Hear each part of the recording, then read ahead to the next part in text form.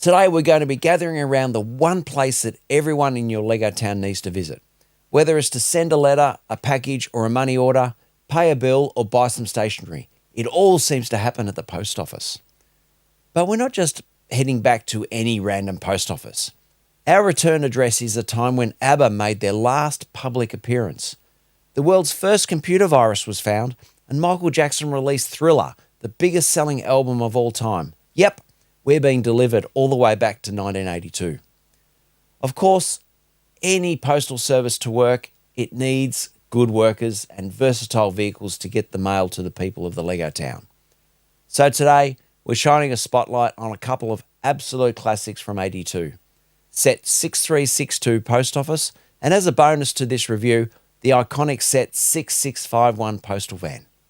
So make sure you've put enough stamps on that package, double check that postcode is correct, and settle in for today's review. I'm Lord Paul, and this is Lord Paul's Bricks.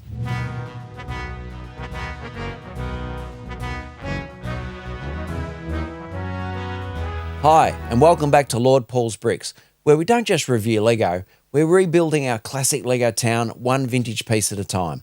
And what keeps our brick citizens connected and their mail delivered? Well, an efficiently run post office and postal vehicles, of course. So today, we're getting up close and personal with Lego set 6362 Post Office and set 6651 Postal Van, both from 1982. But before we dive deeper into these vintage gems, if you're enjoying these nostalgic journeys, please hit the like button. It's like a newly delivered surprise package and it truly helps us grow. And if you want to be the first to know when the next classic set gets delivered for review, be sure to subscribe and ring that notification bell. That way you won't miss a single brick of fun. Of course, I always love hearing from you, the amazing brick community. So drop your thoughts, your favourite Lego memories, or any questions, and drop them all in the comments. Did you have this set in 1982? If you did, let me know. So, I've had this set since new. It's a truly great set and it's a vital part to any Lego town. And this set certainly doesn't disappoint.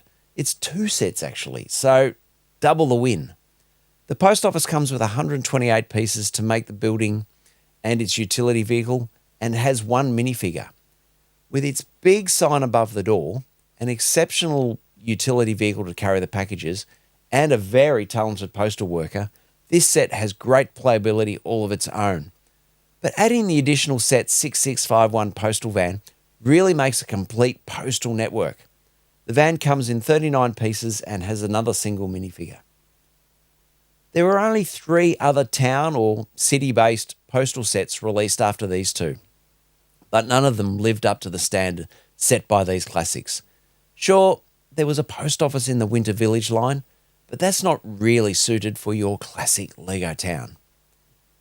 The boxes for these sets, unfortunately, are long gone, but I do have the original instructions for both, and they're in really good condition. There are no alternative builds in the instructions for the main office, but and that has a very simple layout with just your 13 steps to build the main office. The utility vehicle is even faster with just 6 steps.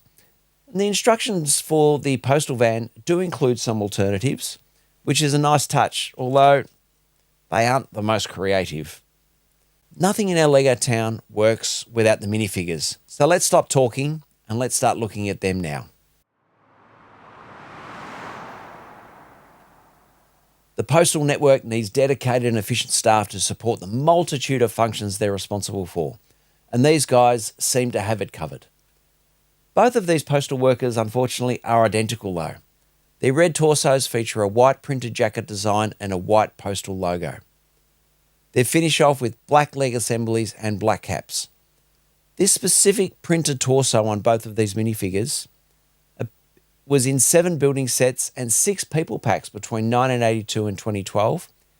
And this exact combination of minifigure with this combination appeared in 6 sets between 1982 and 1991. For me, while it's great to have some uniformity to the minifigures, I think it would have been nice for Lego to create some small variations between the postmaster in the post office and the van driver, just to create a little bit of a variety.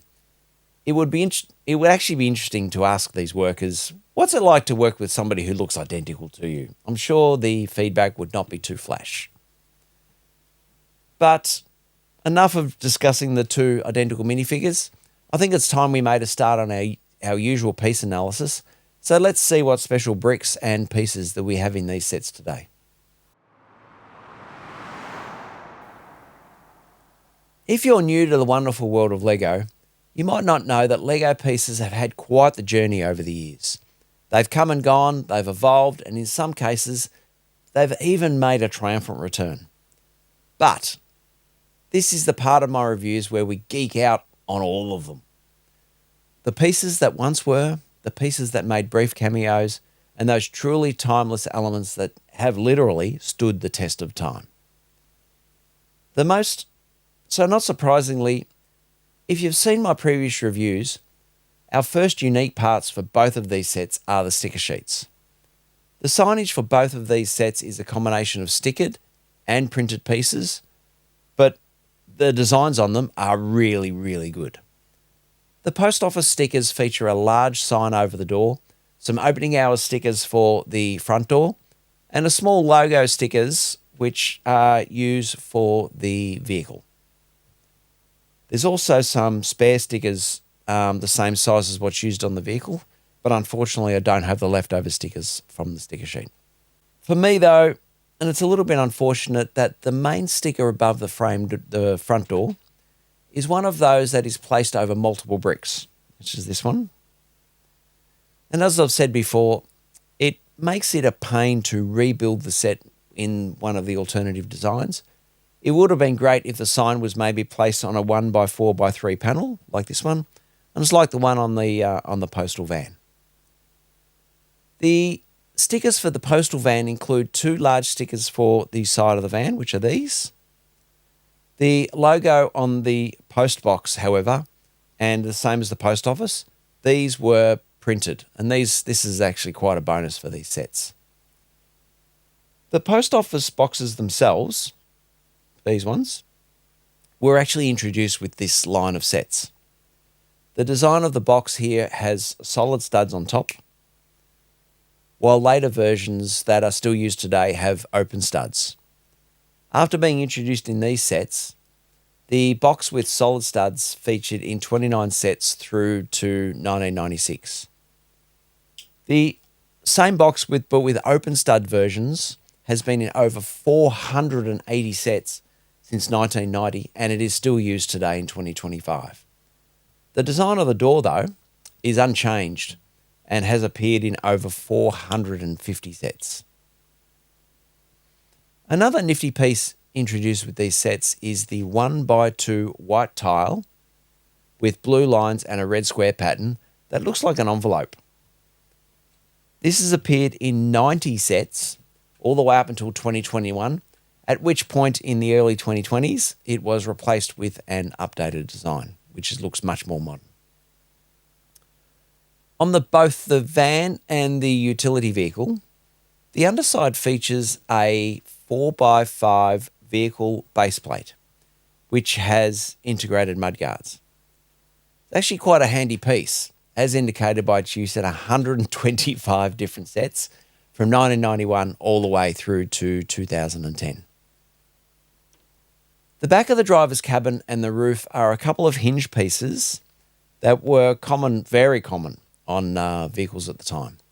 The first is the 1x4x2 hinged vehicle roof holder, which is this little fella, used in 114 sets from 1981 through to 2003. And attached to that piece is this 4x4 hinged vehicle roof used in 262 sets from 1981 to 2003. The post office building has great front floor-to-ceiling windows and a glass door. The door is a 1x4x5 door with fixed glass and a right-hand swing. It was used in 41 sets from 1982 to 2007. This door also had a counterpart in other sets, which was a left-hand swing. The door is completed with the 1x4x5 windows with fixed glass. So the glass pane in these does not pop out. It comes fixed in place. This piece was used in 26 sets from 1982 until 1989. The whole office sits on a 8x24 base plate. This unusual size was used in only 15 sets from 1975 to 1983. However, in light grey, this colour, it was only ever used in 2 sets. And I know this plate has from this set because it's got PO written on the back of it. The final piece combination I wanted to show you today is the fence gate on a 1x3x2 base. It has 2 parts connected together, and the parts were introduced all the way back in 1968. The base was used in 17 sets, this little fella, and the gate was used in 9 sets, and both of them finished production in 1987, and it looks a little assembly like this. So that's really all the parts I had for these 2 sets. So I think it's time we started on our build. So let's get going with that. Today's build will be in 3 riveting sections. First, the utility vehicle for the post office, then the office itself, and then we'll finish off with the postal van. With only a handful of pieces, the utility vehicle comes together quite quickly. The stickers have already been applied to this set because it's been built before, and really, just like a flash, we have a finished vehicle. Once we start the build of the post office, it also comes together quite quickly. The main area of the office has a desk for the staff member, a bench for customers to address their letters, and a basket area to drop the packages and mail. There is a post box built into the front of the building, some shelves outside for packages collection, and also the trading hours are a sticker on the front door. The blue roof for the post office is a combination of blue plates and blue sloping bricks. Once the roof is finished, we place the main sign over the front door, and that finishes off the building. And really, it's a great looking building when it's finished. And but what we do is we need to get our postal van built. So the van starts in a very similar way to the utility vehicle until we get to building up the sides with those panels with the stickers already applied, as I said before. The back load door of the van is a classic window frame with shutter panels, which I think is a nice setup given the parts that were available at the time. And I think this works really, really well for the van. And here we have the finished van to have a look at. So now we have built our postal empire. Let's look at have a close look at the office and the 2 vehicles. I think the red and blue colour scheme of the post office, while it was really, really common combination at the time, but adding the yellow pieces, I think really, really makes it pop. Our busy workers know exactly what to do to keep the town connected postally. The addition of the trading hours on the front door is a fun detail, but I really don't know of a post office, particularly here in Australia, that's open 7 days a week. So now that we've seen our awesome minifigures, we've explored the fascinating selection of pieces in these sets and gone through the build and had a lot of fun with it, I think it's time to pull all this together with my final review. All right, it's time for my final verdict. I will say my usual disclaimer here, and is that I always try to review these sets in the context of when they were first released. And for these stunners, this was all the way back in 1982. So, but I also am going to review these sets as a single unit because I really believe they were designed to be used together. So, for part selection, I'm going to go with a 4.5 out of 5 for these 2 sets. All the parts you need are there with both of these sets. The inclusion of the then new post boxes is great, and the postal iconography on the printed parts and the stickers, I think, is absolutely stunning. For playability, I don't think anybody's going to have a doubt that it's a resounding 5 out of 5. Let's say 4.5. 5 out of 5. Particularly when you have both these sets come together, everything is there to create all sorts of play.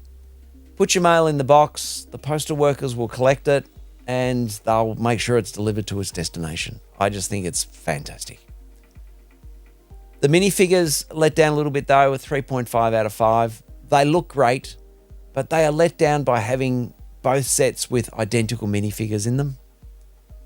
The building enjoyment of this set is a 4 out of 5.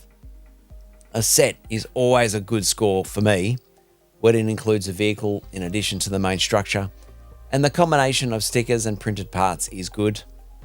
So, if you've been keeping track, these postal sets finish with a highly commendable 17 out of 20, and I think that's a really strong score for these sets. It's well deserved, and both of them, and together, it's a great playable combination of sets. So, when you look at these sets together, especially like this, they really do complement each other. Even on its own, the post office is a really, really good set, given that there's a vehicle included with the post office. It is a vital part of your larger classic Lego town and adds essential character and infrastructure. It's obviously brilliant. It's been great to revisit a set that has really become somewhat iconic in the history of the early Lego towns. And I wonder what a post office might look like in 2025. Maybe we'll get one in 2026. Who knows? For those that are familiar with them, I wonder what a modular post office building would look like. But I don't know, maybe that's a discussion for another day. We just talk about vintage sets, although when we look at the history of modulars, some of the early modulars are probably going to qualify for a review, but that's another day. So that's it for me today. Love to hear what you think about my deep dive into these postal sets. Let me know by giving this video a like. Your support really, really helps keep the Lego Town functioning. I've got plenty of classic Lego reviews in the pipeline, so make sure you subscribe and hit that bell button so you know exactly when they land. You really don't want to miss them. Got some more train stuff coming up too. If you've got questions, got feedback, I'd absolutely love to hear from you in the comments below. Did you have these sets back in 1982? Do they bring back any special memories for you? But maybe my reviews are making you want to go and hunt these classic sets down to add to your own collection. But until next time, keep on building and keep expanding your amazing and vintage Lego town. I'm Lord Paul, and this is Lord Paul's Bricks, and bye for now.